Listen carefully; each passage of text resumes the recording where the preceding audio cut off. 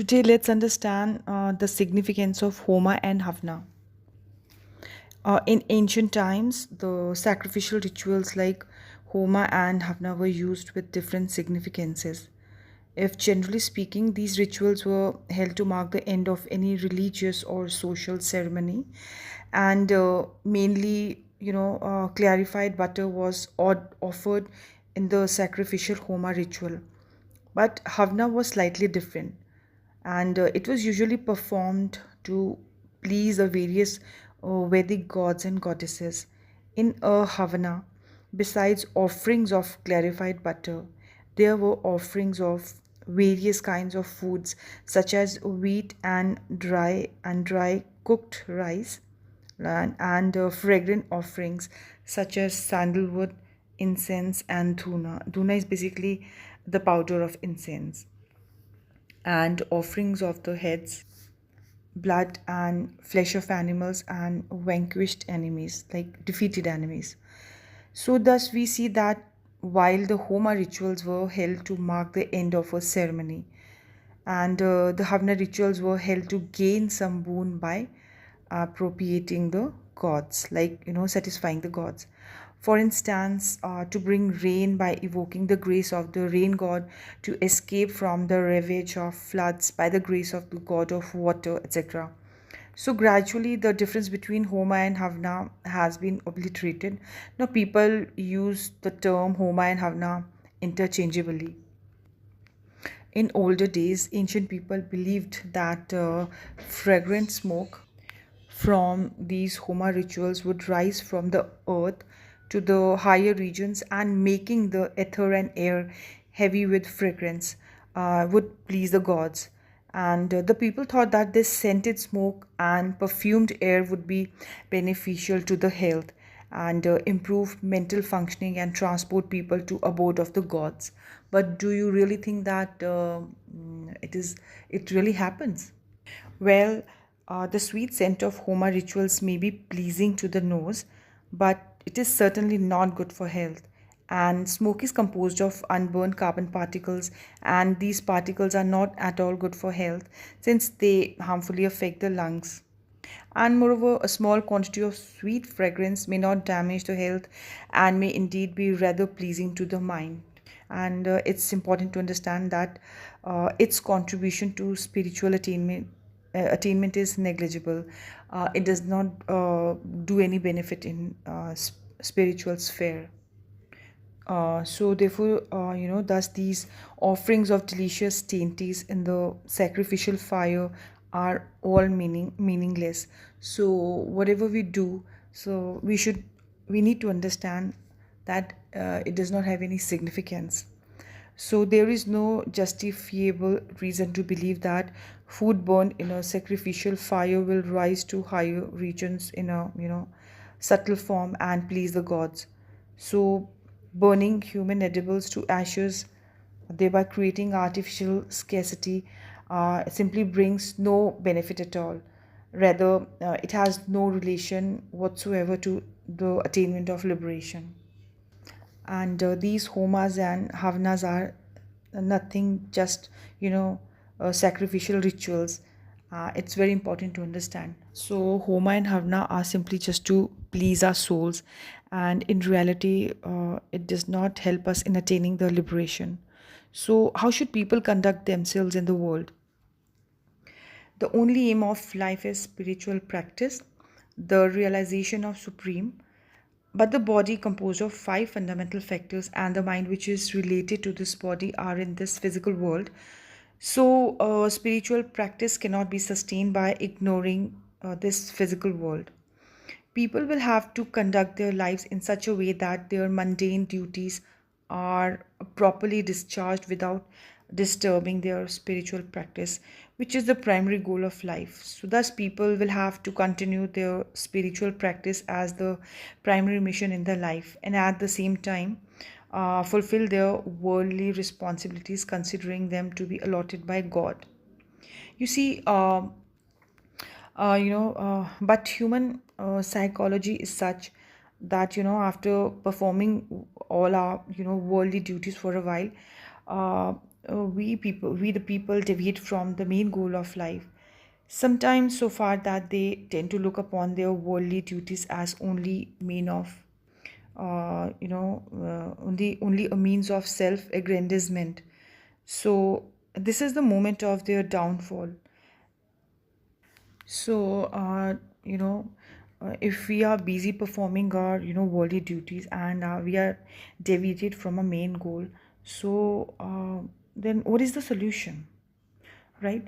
So, let me explain. Like, on ordinary days, people continue their spiritual practice as their mission in life, and at the same time discharge their worldly duties, considering them to be allotted by God. But on certain special days, I mean, like the days should be fixed according to the almanacless people, forget them. So people should give greater importance to spiritual practice than to mundane responsibilities, and that is their time and energy during those few days should be devoted more to spiritual practice than to worldly activities. So these fixed days are called upvasa days. Since during these days, people, keeping their minds engaged in spiritual matters, live closer to God, and any possibility of mental degradation is averted. So their humanity is not endangered by the lengthening shadows of annihilation. But during the course of time, dogma has crept into this concept of fasting also. Some people started arguing that the system of fasting is a mean to attain virtue. Those observing fast are likely to secure a permanent place in heaven, and can even see the grandchildren of their grandchildren before they die. So moreover, undue importance was attached to a few specific days of fasting. If people could fast on those specific days, it was said they would attain heavenly bliss not only in one life but for lives together. So, those days for fasting are, Shayan Ekadashi, Utthan Ekadashi, Parshiva Ekadashi, Bemi Ekadashi, Shiva Chaturdashi, and Durga Ashtami. And in case of one was unable to observe those fast days, so then better to drown oneself in the waters of Ganges, for that would bring more virtue. It was like it was said during the time. So you see a lot of mischief has been created regarding this issue of upvasa or fasting by the spreading of these dogmas. These were literally dogmas. There is a difference between upvas and fast. So the basic purpose of upvas was lost somewhere. So by the spreading of these dogmas, the very dignity of upvasa has been destroyed. In fact, fasting keeps the body free from disease, pure and dynamic, and makes the mind a fertile field for sadhana by removing its impurities.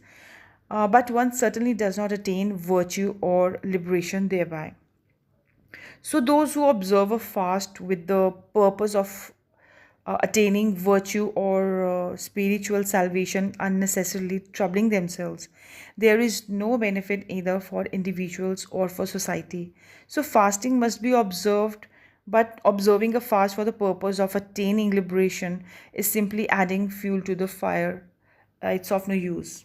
So if Homa and Havanas, or these upvas of fasting does not bring any liberation, so what is the solution?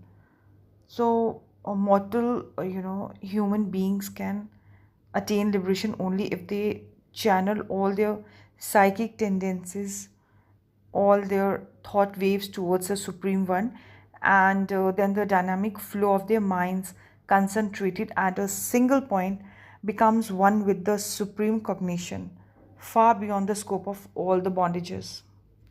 And the finite microcosm emerges the macrocosm, and the small I dissolves in the infinite vastness. So, in fact, this I, it never loses itself, and the small I only becomes the great I. Like we human beings are, we are unit consciousness, and we have a small I with us. And who is great? The supreme consciousness, supreme cognition, the great I. So, this I never loses itself, the small I only becomes the great I.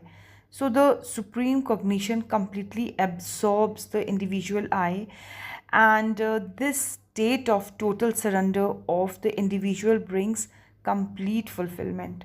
And in that exalted state, one realizes that the millions of individual entities are all microscopic fractions of that oceanic Brahma, merely bubbles in the infinite sea.